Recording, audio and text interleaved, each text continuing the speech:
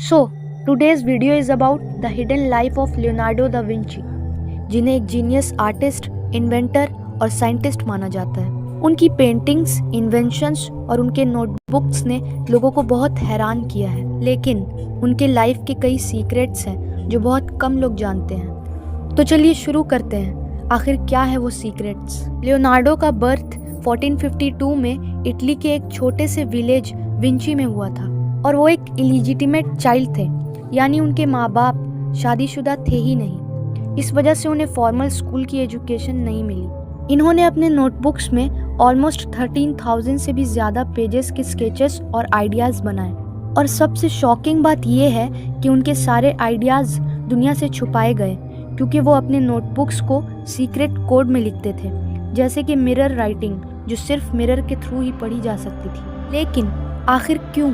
क्योंकि उन्हें लगता था कि लोग उनके आइडियाज़ को चुरा लेंगे या सोसाइटी उन्हें समझ नहीं पाएगी। लियोनार्डो का एक इंटरेस्ट था कि आखिर ह्यूमन बॉडी के अंदर क्या होता है, और तो और इसकी जानकारी हासिल करने के लिए वो रात के वक्त हॉस्पिटल्स और मॉर्ग्स यानी डेड बॉडी हाउस में जाकर ह्यूमन बॉडीज़ डाइसेक्ट करते थे, ताकि समझ सकें कि मसल्स, बोन्स और ऑर्गन्स कैसे काम करते हैं। उस वक्त ह्यूमन बॉडीज़ को डाइसेक्ट करना चर्च के रूल्स के खिलाफ था, इसलिए ये सब वो रातों को सीक्रेटली करते थे।